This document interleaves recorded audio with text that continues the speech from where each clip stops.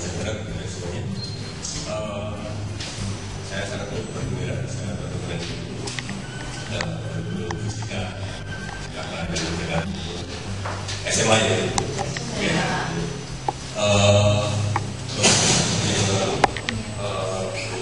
Ini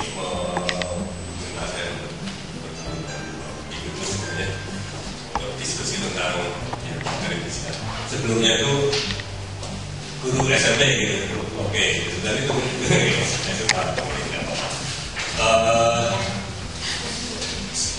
saya masuk sini surprise tuh ibu-ibu gitu. Biasanya kayak saya guru fisika itu dominan laki-laki atau apa.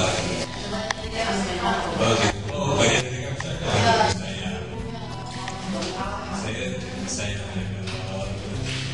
tapi tidak mau di satu sisi ternyata banyak itu juga yang membaca fisika jadi apa namanya barangkali kalau ngomongkan mungkin lebih jarang gitu ya barangkali kalau mengajar apalagi materi fisika udah dianggap susah bapak-bapak lagi gitu ya kalau begitu barangkali menjadi lebih ini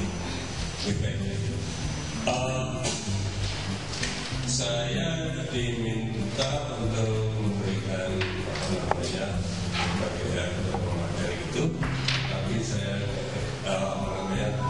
saya pertama kali bertemu ibu-guru fisika dari DKI. Kalau ke Sumatera Kalimantan itu, saya kira ini pusat baru kali ini. Jadi ini adalah kesempatan ini. Jangan-jangan materi yang saya berikan pun mungkin tentunya biasa, semua sudah tidak alami dengan baik. Tapi mungkin ada hal yang perlu diskusikan. Oh ya, saya lupa tadi perkenalannya. Saya punya di ada namanya dari ITB, saya dosen fisika di sana. Jadi bidang khusus saya adalah fisika teoretik, sekuleristik.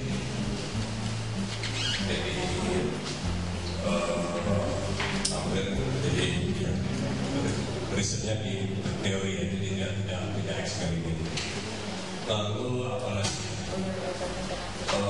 ya sekarang itu yang selesai.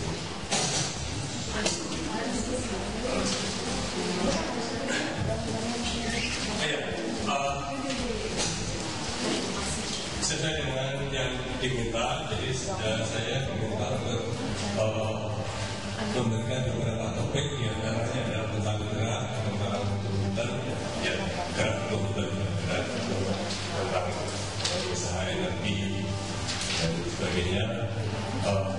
Terus semuanya juga dari Mbak Miti itu ada juga relativitas, gitu, teori relativitas, gitu. Apakah itu memang perlu diingin kalau ini nanti kita diskusikan juga. Ya, yang utama di situ. Oke, sebelum saya mulai, ada mungkin masukan Ibu Bapak? Saran? Tidak. Ya, nanti jadi sekarang kalau ada yang perlu ditanyakan, perlu didiskusikan, perlu ada sesuatu yang perlu diperjelaskan, silakan saja. Tidak perlu menunggu nanti begitu.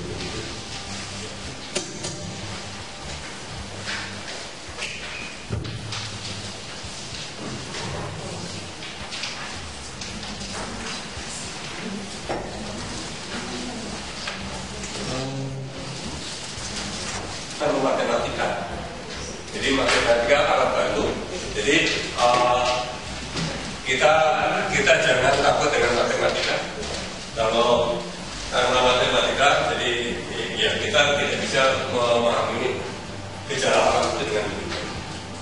Jadi matematika seperti bahasa. Jadi misalnya nih, kita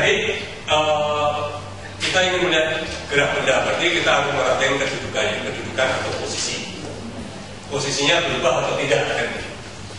Dan jadi kita harus memahami pada posisi itu. Jadi dan kenapa kita perlu matematika. Ya. Jadi misalkan saya punya ada kelereng di tengah meja, di sini atau ini pointer ini, posisinya ada di mana? Wah, di atas meja, tidak salah.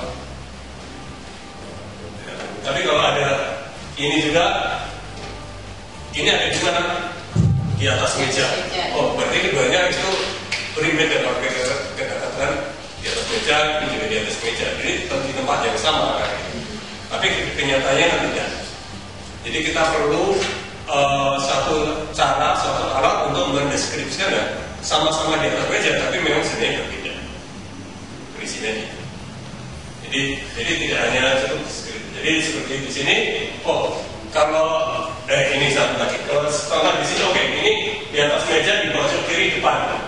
Setelah ini bagian sana di depan. Ya. Nah, kalau yang di sini ini di atas meja di mana? Ini sama-sama di atas meja. Nah, jadi kita bingung juga kan? Karena bukan di tempat yang sangat spesial. Jadi, nah itu kita perlu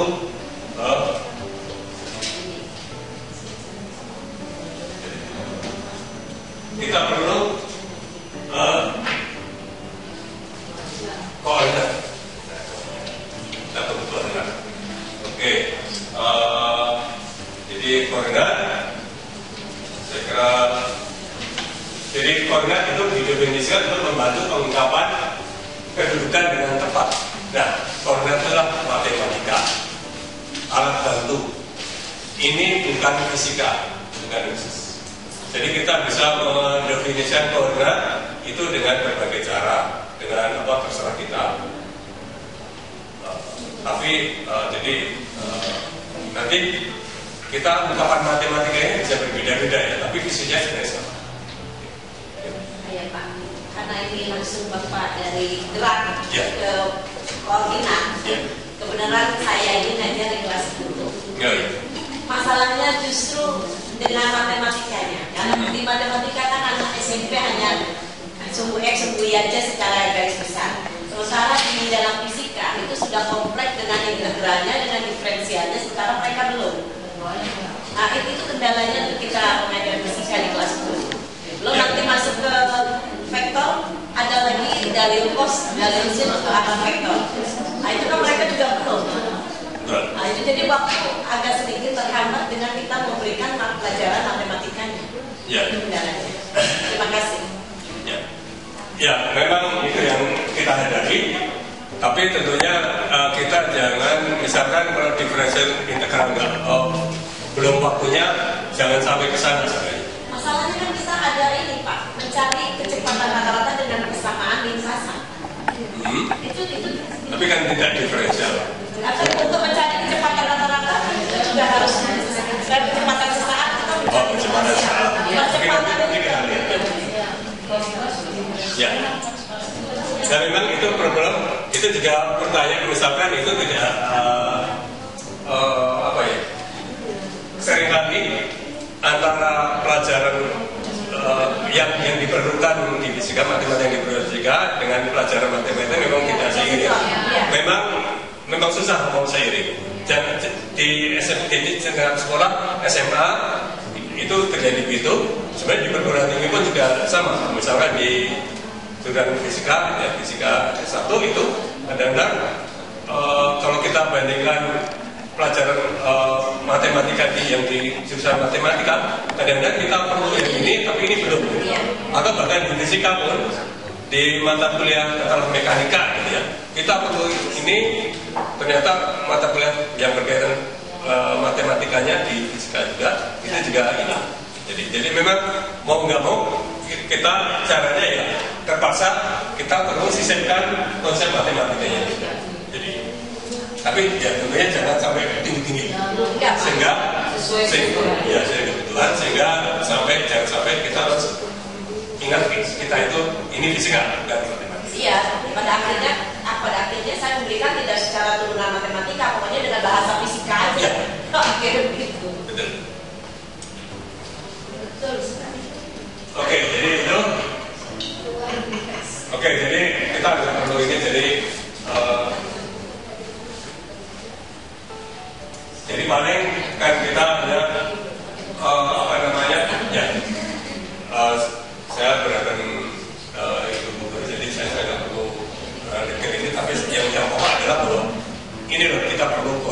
Jadi kita hanya membuat garis satu sumbu untuk menandakan titik-titik kalau kita tahu posisinya itu dikatakan terhadap sumbu ini, itu ini kita cirikan sekian, posisinya sekian. Ini kalau satu dimensi, kalau dua dimensi, dua dimensi aja ya. Ini sebagai gambaran.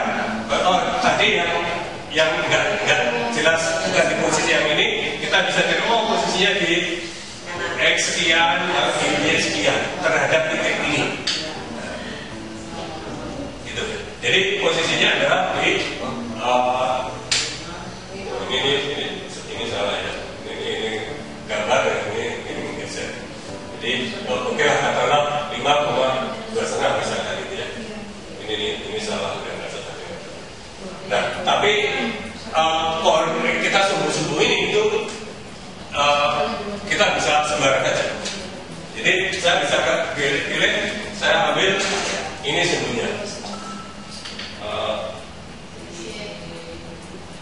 Misalkan sumbu ini boleh aja.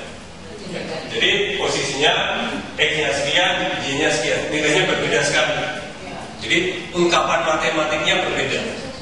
Tapi sebenarnya fisiknya sama. Benda itu ada di tempat itu loh. Jadi persepsi. Ya, panjang dari seluruh sini. Itu seringkali anak-anak kurang. Ya. Jarak terdekat kalau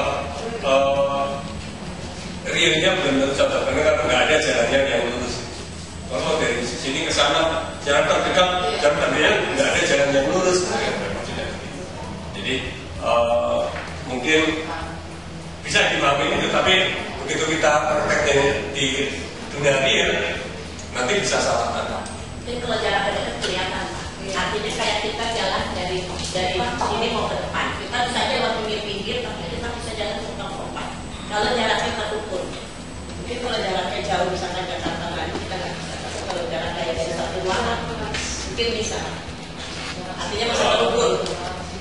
Ya, asal tapi harus kita jangan sampai terarah. Jadi salah satu pokoknya di antara jalan-jalan apa?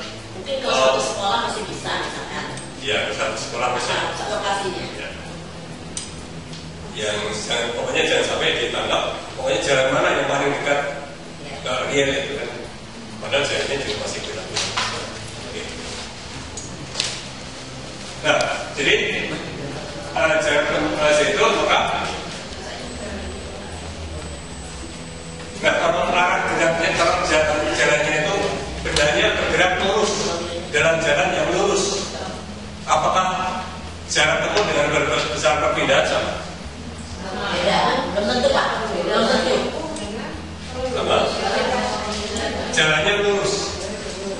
Benda dari sini ke sana lewat jalan yang lurus.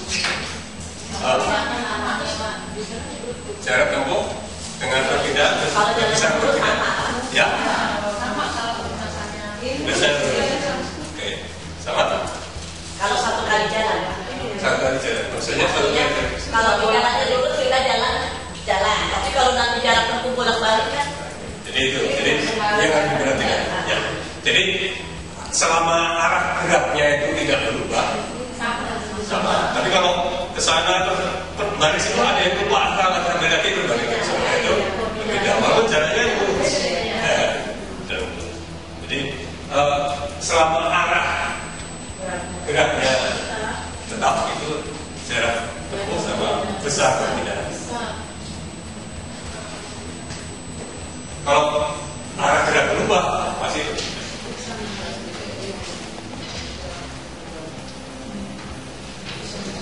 Nah, dalam ini kalau benda bergerak dari sini ke sana, lintasannya begini, maka jarak tempuh dan besar perpindahan sama. Tapi kalau misalkan bendanya bergerak dari sini ke sana, jalannya yang ini dari sini ke sana, maka perpindahannya tetap 40, tadi akan 40 besarnya. Tapi jarak tempuhnya adalah panjang ini 9, berapa 6, panjang ini 26 tambah 28. Jadi berbeda. Biasanya ada permasalahan di sini, metodenya bisa lebih keras.